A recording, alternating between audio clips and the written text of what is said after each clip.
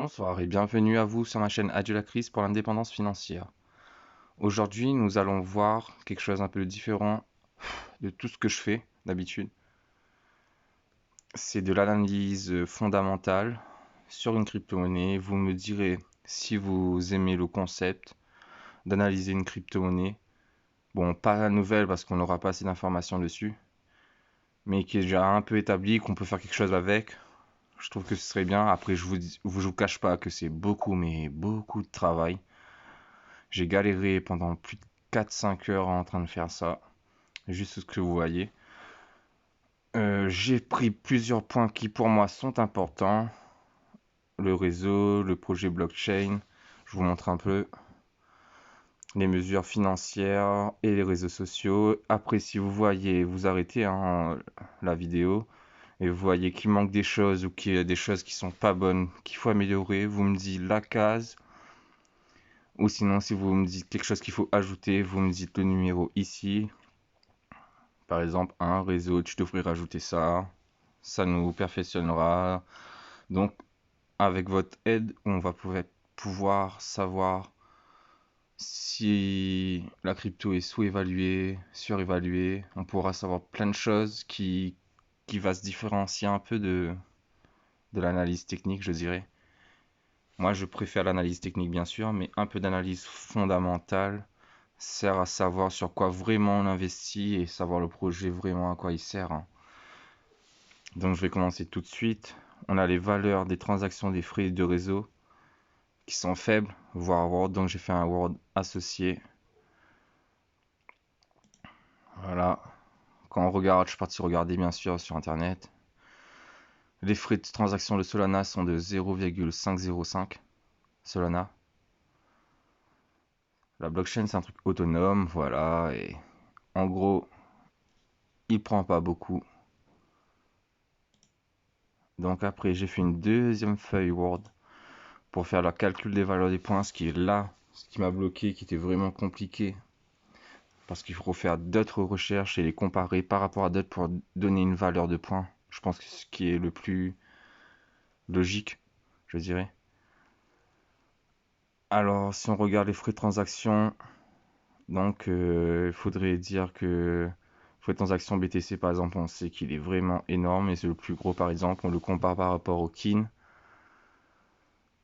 Donc voilà quoi, on sait que les frais ils seront beaucoup moins chers ici. C'est comme un peu j'ai fait ici en fait.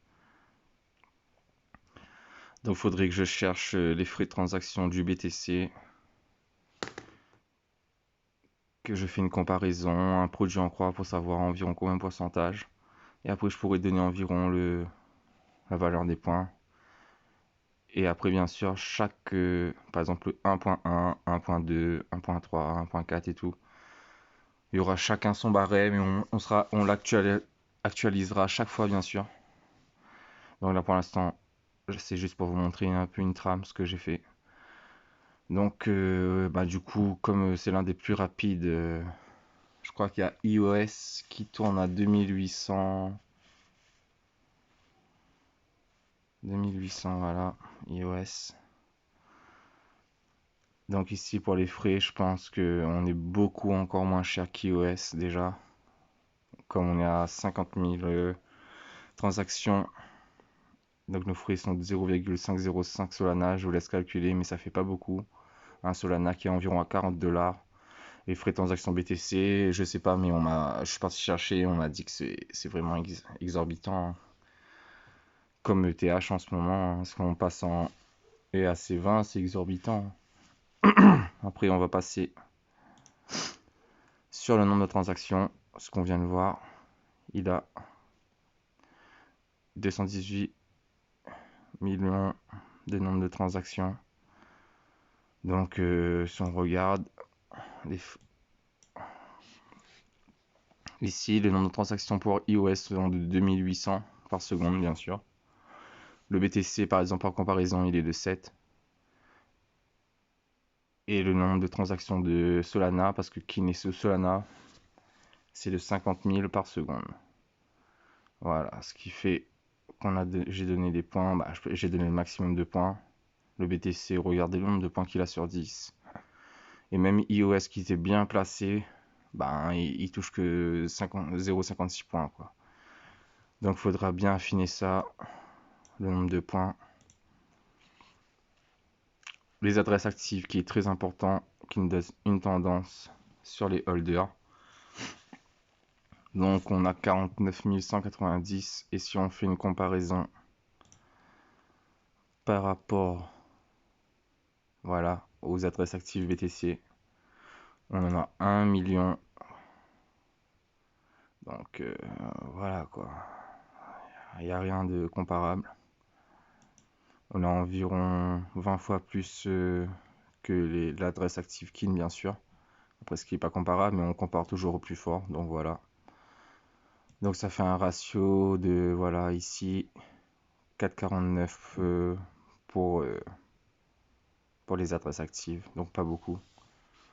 Sur 10 bien sûr. Après nous avons les dépôts moyens sur les crypto-bourses avec les entrées et sorties de capitaux des plateformes. Ça c'était indisponible. Si vous le trouvez, les informations, je suis preneur, comme ça va compléter tout ça. Le transfert des mineurs vers la crypto-bourse, c'était indisponible. Le taux hachage, je suis parti regarder, c'était indisponible. Montant immobilisé dans le cas d'une blockchain ou d'un protocole, ouais, proof of stake, c'est pas le cas. Le temps de détention de la crypto, elle est en moyenne de 2 ans sur 4 ans, ce qui est bien. On voit pas, ils sont à la moitié. Hein. J'ai donné une note moyenne aussi du coup. Ça faudrait que je raffine aussi. Ici, je continue.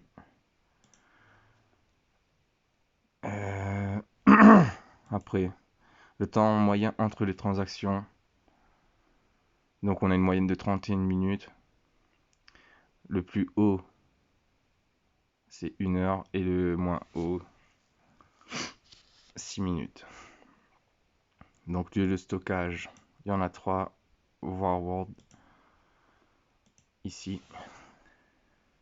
Stockage crypto. Donc ils sont sous, ils pèsent sur MyEtherWallet. For Ledger, bien sûr. Après j'en passe. Hein.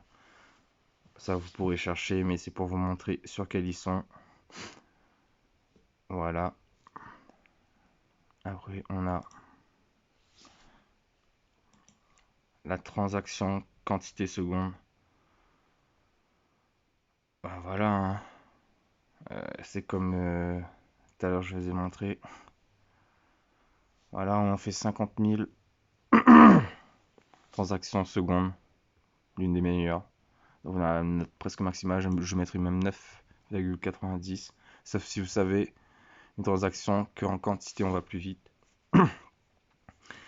Et en vitesse de transaction, on a 400 millisecondes, ce qui est bien aussi. Mais il faudrait voir si d'autres sont plus rapides et d'autres qui sont beaucoup plus lentes, genre BTC et tout, pour voir combien la différence de temps que ça prend entre les deux. Donc je vais m'arrêter à là parce que ça fait déjà 8 minutes qu'on parle. Et la prochaine fois, je continuerai ici pour le numéro 2. Et voilà, vous me dites des retours, bien sûr, comme je vous ai dit, pour savoir est-ce que je continue ou pas, ou si je perdrais mon temps, bah, du coup, tout seul à le faire et pas le partager. Ou vous pensez que, comme c'est un gros travail, vous voudrez bien avoir cette info, en fait, et vous dédouaner de tout ce travail. Moi, ça m'ira. Donc, vous me dites en commentaire. Sur ce, je vous laisse. Bonne journée et à la prochaine pour de nouvelles vidéos.